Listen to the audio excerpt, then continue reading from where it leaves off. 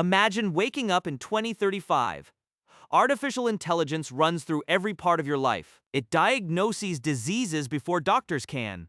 It designs new materials. It powers robots, vehicles, entire cities. The world runs on AI the way the 20th century ran on oil. Now imagine asking someone in 1995 which company would build the engine for that future. They would have laughed at you. Because in 1995, that company was a failing startup with a terrible product, no customers, and weeks left to live. Its 30-year-old founder was about to walk into a meeting and admit defeat to one of the most powerful executives in gaming. And somehow, that moment of honesty did not end the company, it saved it. This is the story of NVIDIA, a company that was never supposed to survive, let alone become one of the most valuable and strategically important organizations in human history. But to understand how that happened, we have to go back to a diner in Silicon Valley. 3 engineers and a dream almost everyone thought was a mistake. The year is 1993. 3 men sit in a Denny's restaurant off Berryessa Road in San Jose. They are eating cheap diner food and talking about the future. Jensen Huang is 30 years old. He has worked at AMD and LSI Logic. He is smart, intense, and carries a quiet confidence that borders on stubbornness. Chris Malachowski and Curtis Priam are engineers with deep experience in graphics and chip design. Together, they have noticed something. Computing is about to change, not incrementally, fundamentally. They believe the future of software will be visual, interactive, 3-dimensional. And the processors inside computers at the time were never designed for that. CPUs handle tasks sequentially, one calculation at a time, fast but linear. The founders envisioned something different, a chip that handles thousands of calculations simultaneously. Parallel processing. Massively parallel processing. This is a radical idea. And at the time, it sounds like a niche product for a small market. Because in 1993, video games are still a relatively modest industry. 3D graphics are primitive. The internet is a curiosity. The idea of building an entire company around graphics chips seems small, but Jensen does not see small. He sees the foundation of a new computing paradigm. The problem is, nobody else does. They name the company NVIDIA, a blend of NV for next version and NVIDIA, the Latin word for envy. The ambition is baked into the name itself. They have no money, no office, no product, just a vision and enough conviction to leave stable jobs and bet everything. Most startups begin with optimism. NVIDIA begins with a clock ticking, and that clock is counting down faster than anyone realizes. By 1995, NVIDIA has built its first product, the NV1. On paper, it is ambitious, technically impressive, mathematically elegant. The team has bet on an unusual approach: quadratic texture mapping, curved surfaces instead of triangles. It is elegant. It is also a disaster. Game developers have already built their tools, their engines, their entire workflows around triangle-based rendering.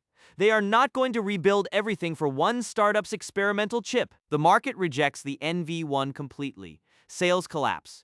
Developer support never materializes. The company burns through cash at a terrifying rate. Employees can feel it. The office grows quiet. People understand what is happening. They are watching the company die in slow motion. Jensen later says the company was 30 days from going out of business. That might be generous. They have one chance left. Sega. Sega is developing its next-generation console, the Dreamcast. They need a graphics partner. For NVIDIA, this is everything. A console contract means stability, scale, credibility. It means survival. The team works desperately to win the deal. Long nights, impossible deadlines. Everything rides on this one opportunity. They lose. Sega chooses another solution. This is the moment most startup stories end. The dream is over. The money is gone. Jensen Huang has to make a phone call. He is supposed to maintain leverage. He is supposed to project confidence. He is supposed to do what every CEO does when a deal falls apart: spin, negotiate, keep the relationship alive. Instead, Jensen tells the truth. He calls Shoichiro Irimajiri, a senior executive at Sega, and admits the company is running out of money and might not survive. He says, essentially, we are going to fail. We have almost no money left. We might not survive. but if you can find a way to support us, I promise we will deliver something worth your faith. This is not a negotiation tactic. This is a confession. Most CEOs would have hidden the desperation. Jensen bet that honesty would mean more than posturing. He was right. Iramajiri respected the truth. He arranged funding, not enough to make NVIDIA comfortable, not enough to guarantee success, just enough to buy time. Months, maybe less.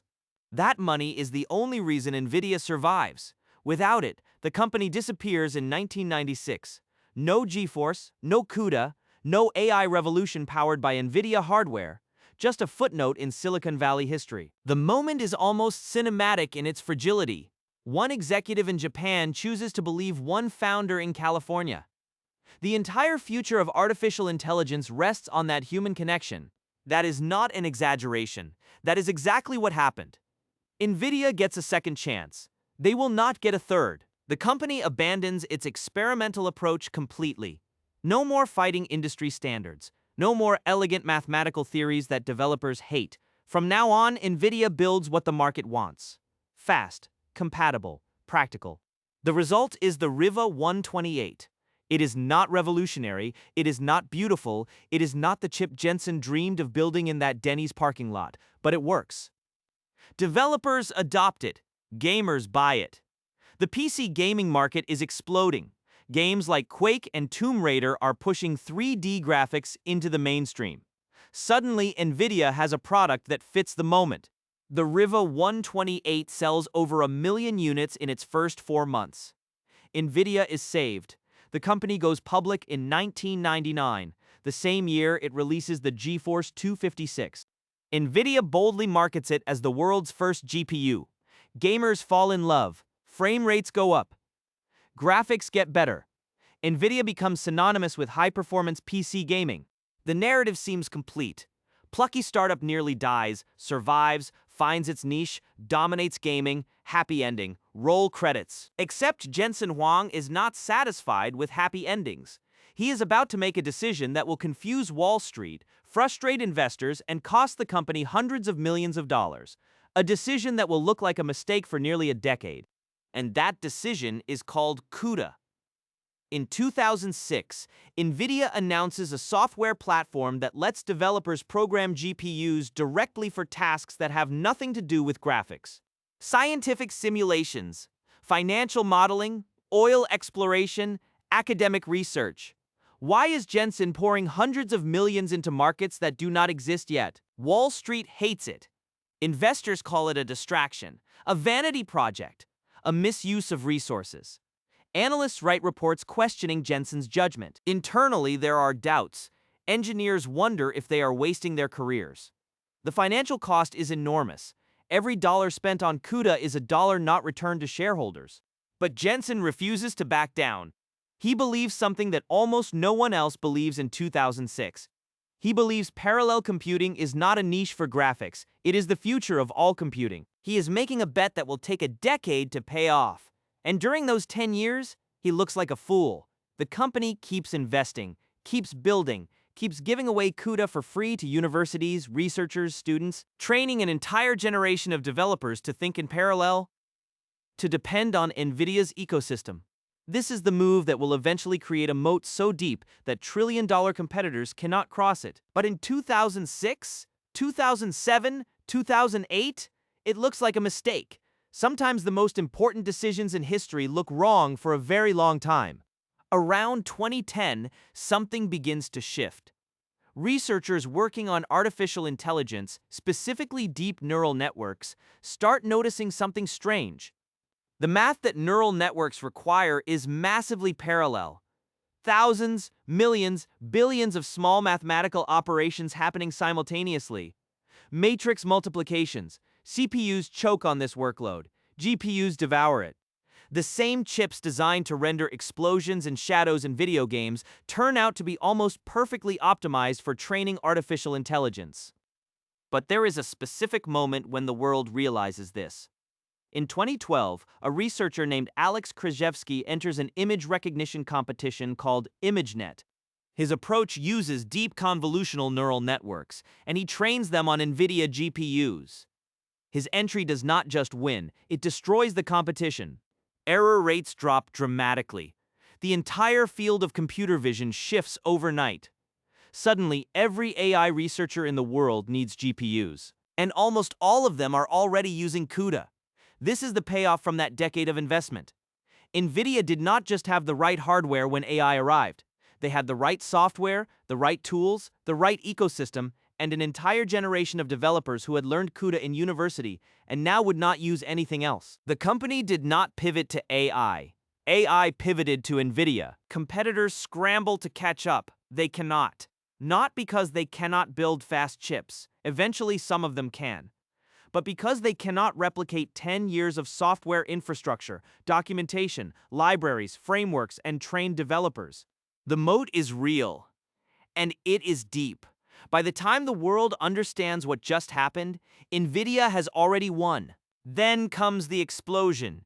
ChatGPT launches in late 2022.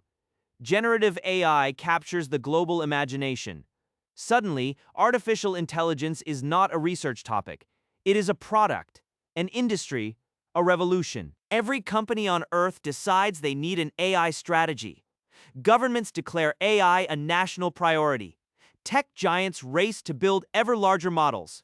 And training those models requires thousands of GPUs running continuously for months. The H100, NVIDIA's advanced AI chip, becomes one of the most sought-after pieces of hardware in the world. Wait times stretch to months. Prices soar. Companies place orders measured in billions. The AI industry has entered a gold rush, and NVIDIA is selling the shovels. But unlike normal gold rushes, these shovels are extremely difficult to replace. Competitors are not just competing against NVIDIA chips. They are competing against CUDA, developer ecosystems, optimized frameworks, research pipelines, and years of accumulated software integration. NVIDIA's valuation explodes. It crosses $1 trillion, then 2, then 3. The company that was 30 days from bankruptcy becomes more valuable than the entire stock market of many countries. Jensen Huang, the 30-year-old who admitted defeat to Sega, becomes one of the most influential figures in technology, a leather jacket-wearing icon, a statesman of the AI age. The gold rush is here, but gold rushes attract competition and enemies and governments. The easy part of the story is over. Now the real challenge begins. Every major customer is trying to replace NVIDIA. Google builds its own TPUs. Amazon designs Trainium chips. Microsoft develops custom silicon. Meta pours billions into internal AI hardware. The companies buying thousands of H100s are the same companies desperately trying to escape dependence on them. It is an extraordinary dynamic. NVIDIA's largest customers are also its most motivated future competitors. Then there is geopolitics. The United States government identifies advanced AI chips as strategic technology. Export restrictions block sales to China, NVIDIA's second-largest market. The company is forced to design deliberately weakened chips to comply with regulations. National security and corporate strategy collide in real time.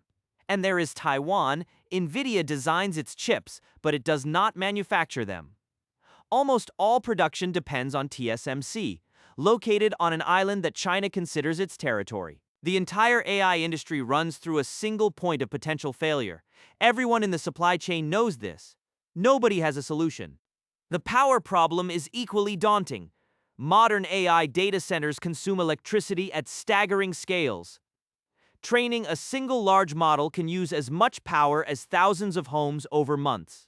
As AI grows, the physical constraints of energy generation, cooling, and grid capacity become as important as the silicon itself.